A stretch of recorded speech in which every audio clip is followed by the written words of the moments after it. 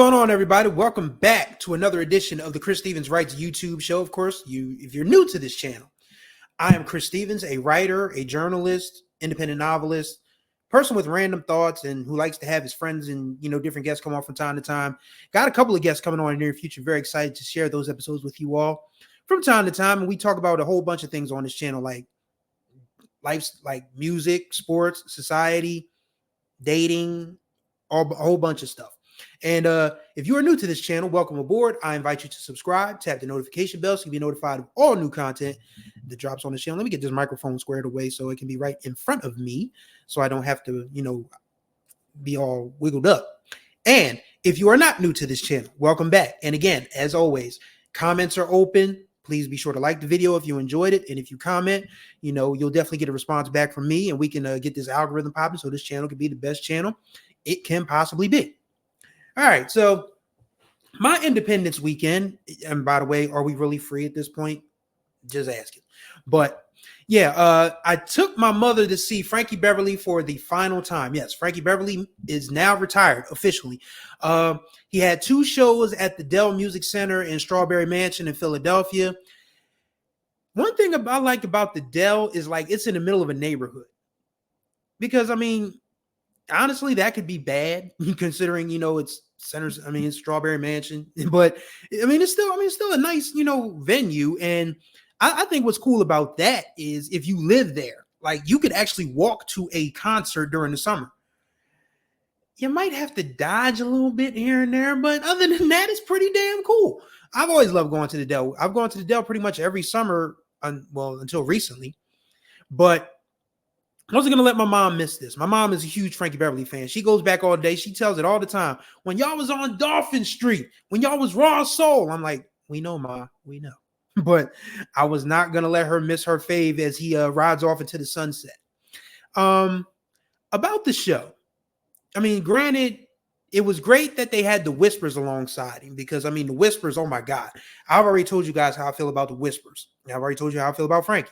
But what's cool about the Whispers is that Scotty and Walter and Lavelle are up there. The twins, Scotty and Walter, if Lord willing and the creek don't rise, they'll turn 81 September 23rd. They're Libras like I am. And Lavelle, I think, is 75 going on 76. Those dudes don't miss a beat. They move a little slower. Because come on. They're in their 80s. One guy is still in his 70s. If you believe Lavelle Degree at 75 is the baby of the group. But the twins are 80 years old, but they still, they still sing well. They still, do their little rock, steady, that little sway. They still got that, but they still put on a phenomenal show. And it was good because it gave people a chance to get warmed up. Because we all know by now that we sing for Frankie. We do.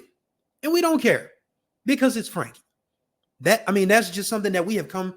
We don't, people are like, why would you pay all that money to go sing somebody's songs? Because they are of historical and cultural value. That's why. And we'd be foolish not to honor the man who gave us stuff like Before I Let Go, Golden Time of Day, Happy Feelings, Silky Soul, Can't Let Go, Back in Stride, Southern Girl, all them joints, man. Like, we owe it to him. And it was his hometown. It was a beautiful night. It was hot as hell, but it was a beautiful night.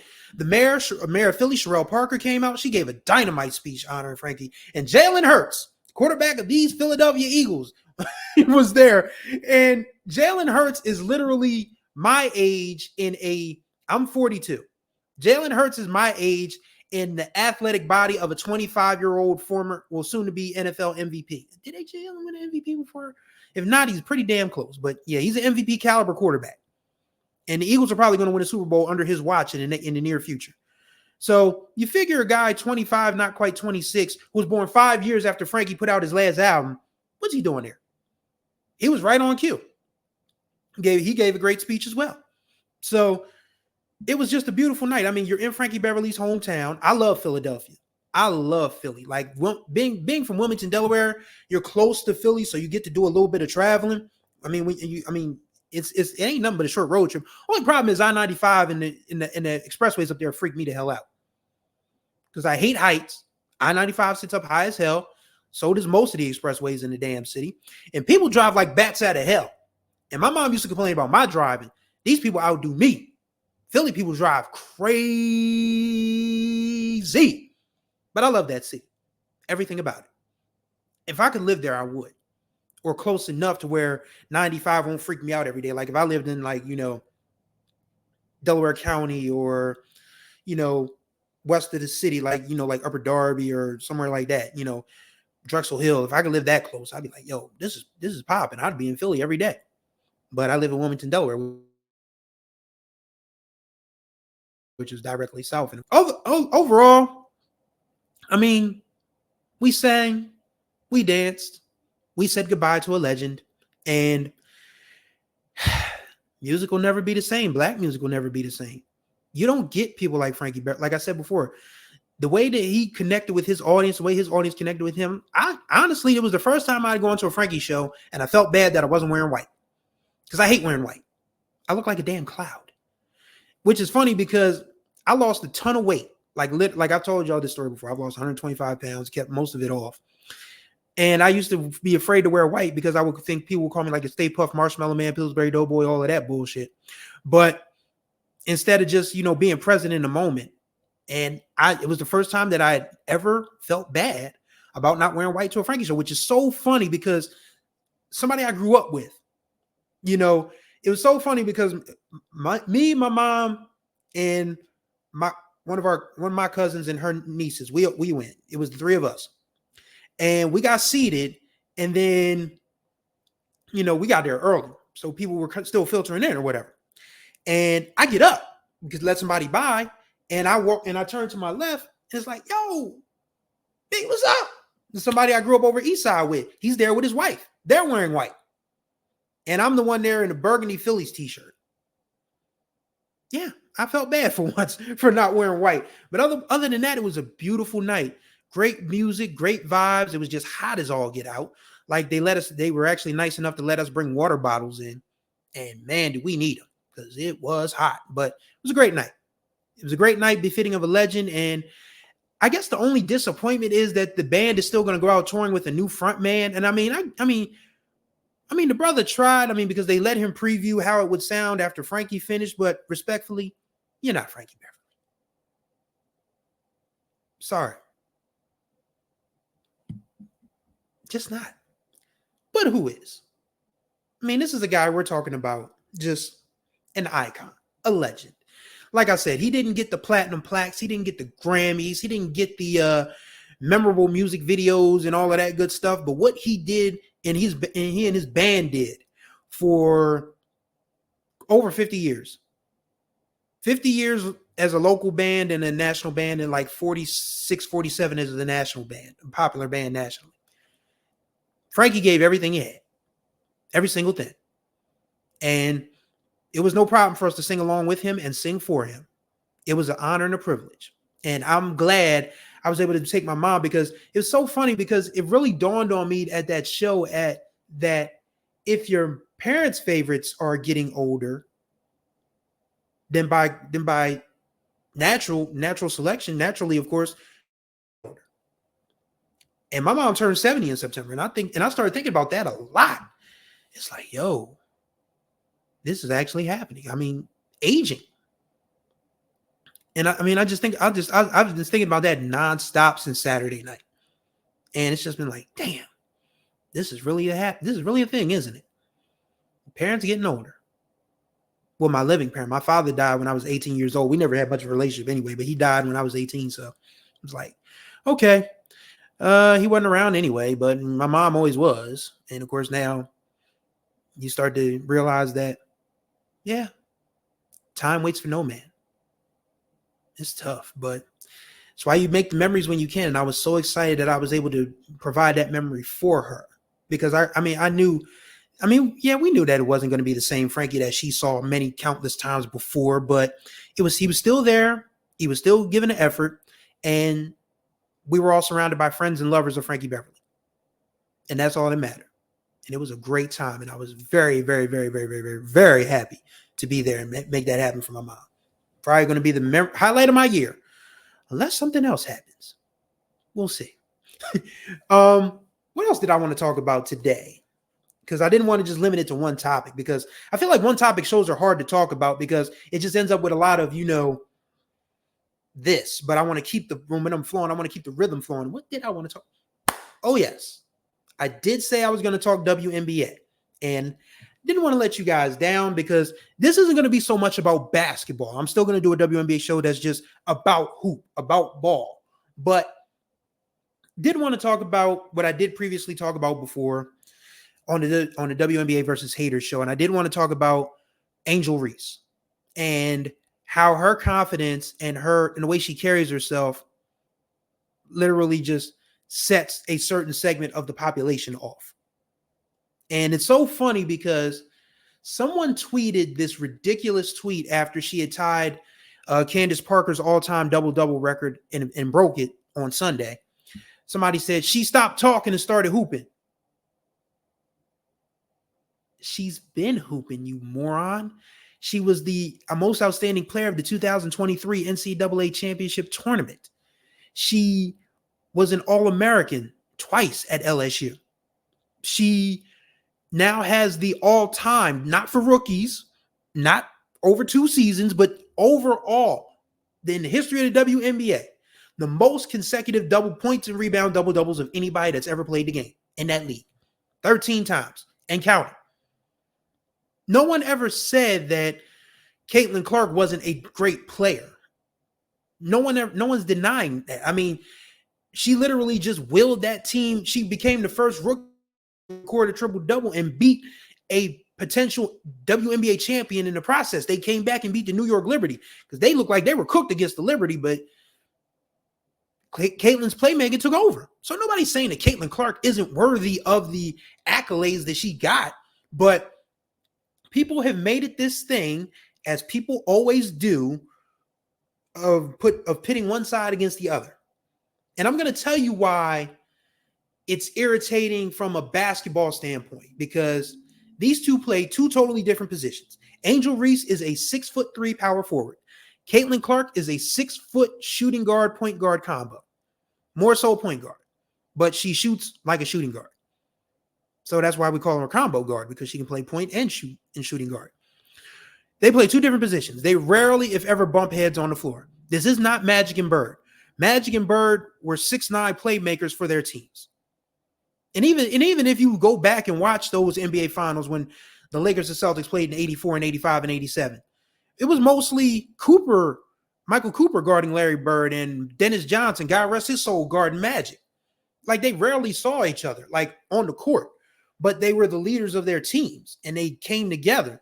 And I mean, you could probably say that that'll end up happening with Angel and Caitlin, but I just want people to be realistic about why all of a sudden double doubles are an unimportant statistic, or why Angel Reese is termed. I hate this. I mean, people have bastardized the English language so much that it grinds my gears. Like, whenever somebody does something well, they're called a merchant. Like, they call Joel Embiid a free throw merchant. Now Angel Reese is a rebound merchant. I stopped playing basketball competitively in 6th grade. Love the game, would like to get back out there, just for rec purposes. But if a person misses a shot, isn't getting that rebound a good thing? Doesn't matter who misses it. Doesn't matter how it's missed. Just as long as you come down with that ball and reset your team's offense or get your team's offense going up the floor. That's usually how it works, right? Now, if you can do that more than 10 times a game and also score more than 10 points in a game, then you're doing something good, I would assume. That's how I figured basketball works. This is the game that I've loved since I was 4 years old. It just makes sense to me. But sense is overrated in today's world. Because as I said before, people are not intellectually curious. People just spew hot takes. They're followers. They are led by groupthink. They're brainwashed, or they don't have brains at all. And this is where it comes to be off the court. Because the problem most people have with Angel Reese, and it's not limited to one segment of the population, and I'll get to that in a second. People are offended by Angel Reese because she takes up space in a way that young black girls never really take up space. Like, she's confident. She's talkative. Like, she talks her stuff on the court and she backs it up. And she happens to be supermodel beautiful. I mean, she is an attractive young lady, like, too young for me, but I want one of these younger brothers with common sense, in the world of sports and entertainment to scoop her up. I mean, you know what I'm saying? I mean, what young brother wouldn't want to have Angel Reese on his arm? But I'll tell you why that's part of the problem. So much of today's discourse around dating and gender and race, it's literally been black men being brainwashed by white supremacy, and how we are taught to covet white women as like a prize, when the prize that we've always needed to be aiming for is right here in our own communities. And people are just like so offended that Angel Reese has the nerve to be tall, beautiful, confident, and talented. And that, it's like, people just take every opportunity to knock her down. And I mean, I felt bad for that girl when she was in tears after they lost to Iowa in the Elite Eight. I mean, it was tough to watch. It was very tough to watch, because you can't call yourself for the community if you don't feel a certain level of responsibility or duty to the people in the community. And I felt bad for Angel. Like, I just was like, yo, I just really wish that I could just, like grab one of these rednecks and just, but that wouldn't solve anything. And I want to shake some sense into these brothers, but apparently that's not going to solve anything either. Because so many of these guys, they follow this red pill manosphere bullshit, first spouted by the ghost of a dude who died getting ridden by a Latina into his bed, and a bunch of other dudes with podcasts who and that's why I was terrified to restart this YouTube channel, to be honest with you, because people see black man with a microphone, oh shit, here comes some terrible takes about women, here comes some terrible takes about dating. No, I just like to talk.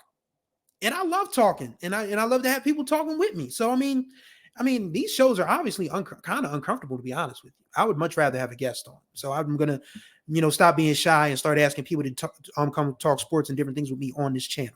Because as you've seen, I've had guests before, and it's gone pretty damn smoothly. So, but yeah, you think about guys like Kevin Samuels. You think about the fresh and fit idiots. You think about these other, guys on, DJ Wackademics, these other guys, that just absolutely have no respect for women and black women in general.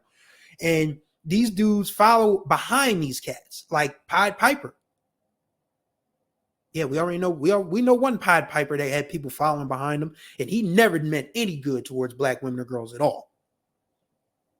So it's just very irritating to know that a young woman like Angel Reese, like Megan Thee Stallion, whatever other young, talented black girl in the spotlight that you can name, is going to face not just backlash from the people who you expect to give backlash, and I'm talking about white folks and rednecks and folks in those realms, but also people in their own backyard.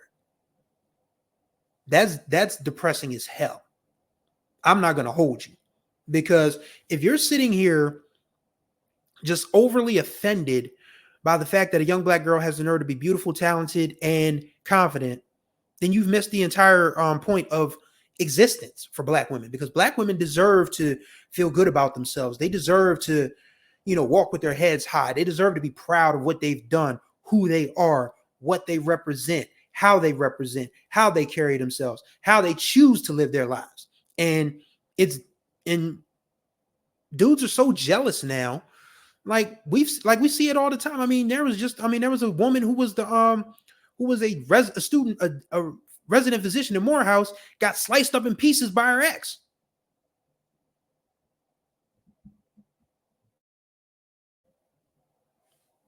And this was a cis heterosexual relationship. She was not killed by a lesbian lover. She was killed by a black man. We're killing the ones that we need to be partnering up with, or we're pushing them away, either one of the two, because I'm starting to see a higher influx of black women dating out now.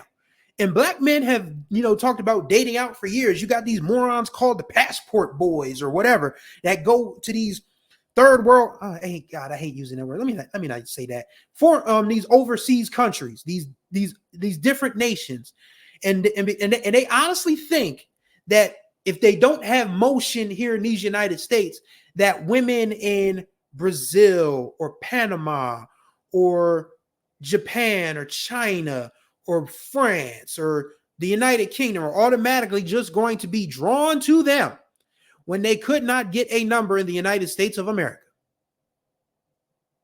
Please explain that to me like I'm 5 years old, because it don't make no sense to me at all. So if you're going to sit here and be bad at somebody, because like I said, it's not alarming, but you're starting to see black women date out a little more. You need to look no further than the vice president of the United States. She got herself a Doug. One of the Supreme Court, the first black woman on the Supreme Court of the United States, she got herself a Chad or whatever. You know what I'm saying? So black women, they're starting to realize that yes, they are the prize and they do have options. And they don't, I never forget when I first moved to Southern Maryland in 2007, I met the woman who interviewed me over the phone, the office manager. She's still one of the people that I keep in contact with from Southern Maryland, because fuck that place. But she was cool. She was a black woman. And her husband has the same name as I do. I was like, wow, I can meet another brother named Chris. That's what's up. That white dude walked in there and my jaw dropped. I was like, oh, you're Chris. But he still knew the handshake, so it didn't matter, But black women do have options, and they're starting to explore those options a little more now. I think the sexuality aspect of it, because black women are partnering up with each other more now.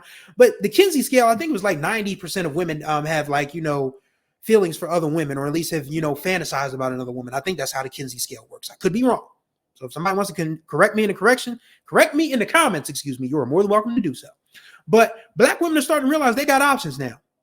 And if brothers don't want to act right, what they're going to be lonely for? And not saying all single women are lonely, not at all. Because you see these ladies doing girls trips now, man. They be having a ball, Jack.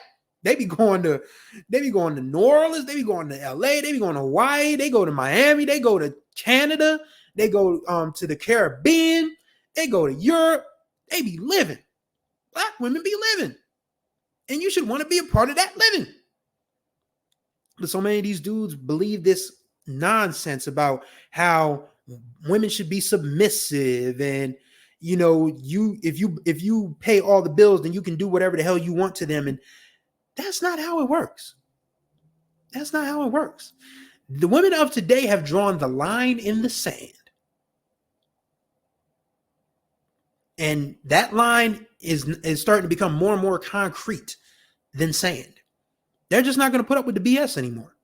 So when you see a black woman with a white man or a Latino man or an Asian man, or if by strange chance they haven't been brainwashed by their folks, an Eastern Indian man, don't be mad. Don't be mad at them. Be mad at yourself. Because if you were a black man on your job, if we were on our jobs as a whole, then black women wouldn't have to date out. And if black men weren't so rigid in this masculinity thing and tapped into the little bit of the feminine side, then women wouldn't be, the women that are like on the bisexual fluid spectrum wouldn't be so quick to just, be done with the homemade stick and start, messing with the or start, with the synthetic. That's the word I was looking for. They would still want the homegrown stick and not the synthetic if we had some damn sense. And as I've said before on a previous episode, there are straight women. I think straight is out of date now, so I guess we'll say heterosexual. There are heterosexual women all the time complaining about how they can't find a dude with some common sense. Even if women just want to you know, they can't even find a dude to do the with because you don't know if he's clean. You don't know if he's got common sense. You don't know how he's going to react the first time you say no. It's a lot going on out here. And it's a lot of it is the fault of men. Nobody wants to admit it. I mean, a few of us do. And this is coming from somebody who literally had to unlearn a whole lot of bullshit himself. But you have to take accountability and responsibility for things. That's a life lesson. It ain't got nothing to do with gender. They ain't got nothing to do with race. That is a human trait. Accountability. Either you have it or you don't. But you can develop it. It'll take some time, but you definitely need to develop it if you don't have it. And I was talking about Angel Reese, and then I went right off into a whole spiel. This is my stream of consciousness. This is my mind at work. When I start thinking about things, and then my brain just, says, go with this thought. That's what happens sometimes. Which is funny because I have a lot of tact, honestly. I feel like, I've held back. But, getting back to the Angel Reese aspect of it, we should be uplifting this young woman. We should be celebrating her. We should be, applauding her accomplishments, because not only is she probably one of the top 20 women's basketball players in the league, probably, maybe, I don't know about the world. I'd have to do a little more research about the world, but she's probably top 40 in the world, I would say. But she's also, her business acumen is on point. Like Sabria Whitaker, who runs Growing the Game. She noted that the male Angel Reese fans and Angel fans in general call themselves Reese's Pieces because Angel's last name is Reese. And of course, Reese's Pieces, probably one of the best candies ever. If you're not a Reese's Piece fan, I mean, if you got a peanut butter allergy and a chocolate allergy, completely understand. But if you don't have a peanut butter and a chocolate allergy and you don't like Reese's Pieces, you can't be trusted. That's the bottom line. So she's like, Reese's Pieces, where y'all at? That she said that on Twitter one day, and we went nuts. We've been acknowledged. We are the Reese's Pieces.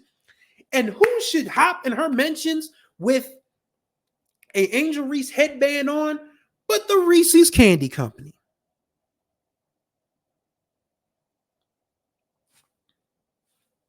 That's marketing, G. That's genius. I mean, she literally leans into all the good stuff. I mean, we already know that she's going to sell clothes in bundles because she just wears everything exceptionally. And I mean, she's tapped into a market because a lot of the modeling stuff, I mean, yeah, model clothes, are made for taller women, but there's a segment of taller women that's underrepresented in the regular aspect of life, when it comes to clothing. And Angel is going to, help these tall women represent in a way that flatters their bodies, because look, I'm 5'10". There's little to zero. There's probably a less than zero chance that I ever, attract the attention of a stallion. That's just not going to happen. But you can admire them, because I never forget it. I had a summer job once when I was like 17, and there was a woman that worked in the social services section of this rec center I was working in. She was 6'4" and wore heels every day. Didn't care. I asked her one day, I said, Miss T, I was like, Miss T, do you ever worry about people talking to you? She's like, for what? And strutted right by. Okay. So, black women have been confident forever and should be confident forever. And Angel Reese taps in her confidence as a 22-year-old black woman from Baltimore, Maryland. If you have not seen the Angel Reese, I'm in my bag, but I'm in his too. And every time you see me, I got some new shoes.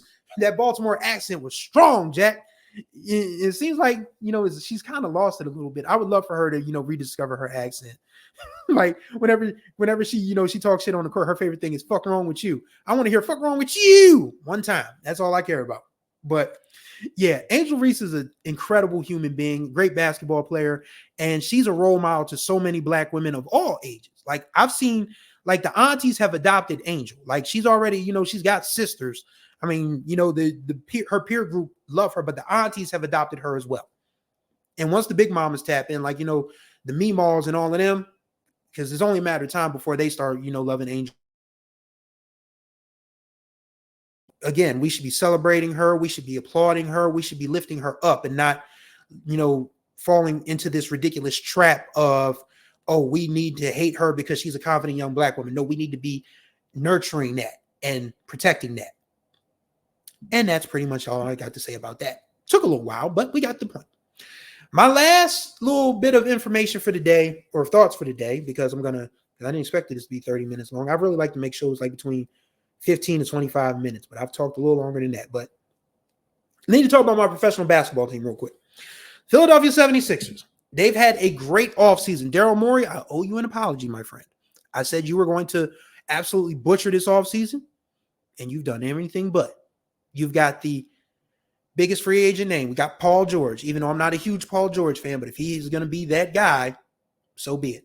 You re-signed Kelly Oubre. You got Andre Drummond. You got Eric Gordon. You drafted young fella from Duke whose name escapes me, and a young fella's name from UCLA whose name escapes me, which tells you I'm old. I forgot how these young men's names already, but I better remember them because apparently they're going to be the team that gets the Sixers back to the promised land, which was 2001 when Allen Iverson led them to the finals. And why is that year important? Because apparently the Sixers are bringing back the black jerseys on a limited basis, not this season, but next season.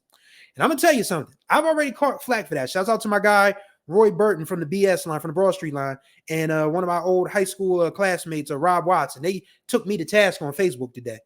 I said, the Sixers' black uniforms are the worst uniforms in franchise history. And Roy clowned me because I hate macaroni and cheese. He said, this is worse than your mac and cheese take. And Rob said, these are the uniforms that led when the Sixers were not a bunch of bums. So I made a bet. And you guys are going to be witness to this bet because I'm saying it right now on the air. As I'm recording this for Tuesday, July 9th, 2024, if the Philadelphia 76ers at any time make the NBA Finals and win the NBA championship wearing those black uniforms, I will do an entire season of this particular podcast in a black Sixers jersey. You have my word. You have my word. It's going to live in perpetuity because I'm not deleting this off the podcast. I mean, you can hear it. You can see it whenever. July 9th, 2024. Chris Stevens said it. If the Sixers win an NBA championship since the announcement of the black jerseys, he will wear a black jersey for an entire year or season of this podcast, whatever I deem to be a season or a whole year. It doesn't matter. I just had to clean it every day. That's fine. But I just don't like the black jerseys. I mean, for one, the font is ugly. And the Sixers jerseys that I like, I think I'll put I may make that the no, I won't make it the slide because that would just be egregious. But if you want to know what my Sixers jersey is, just look up 1977-78 Philadelphia 76ers. You can find a picture of Daryl Dawkins wearing it. God rest his soul. You can find a picture of Dr. J wearing it. You can find a picture of George McGinnis. God rest his soul wearing it as well. So the 77-78 Sixers uniform, that's my favorite. And I think that's the one they need to go back with a throwback with. But that's just my opinion on the matter. I'm just one person.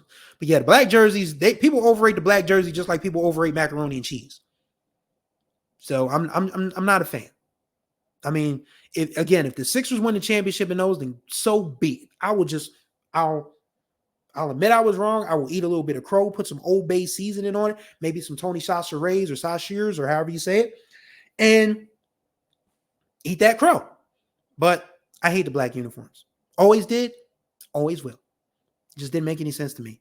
For a team that's worn red, white, and blue for 35 years to all of a sudden switch to a black jersey, a white and black jersey with these gold and red and green accents, it just didn't make any sense. But again, I'm just one person. That's just me. And that's going to do it for this person's edition of the episode. Thank y'all for watching the Chris Stevens Writes YouTube show. Greatly appreciate your time as always. Contact information will be in the description below. Once again, if you're new to this channel or a lurker, I invite you to subscribe and tap the notification bell so you can be notified of all new content that drops on this channel. And once again, if you like the video, like it and comment on it so we can get a discussion going and get this algorithm popping, and this channel can be great. So thank y'all for watching. So until the next time that we speak, y'all be good or be good at it.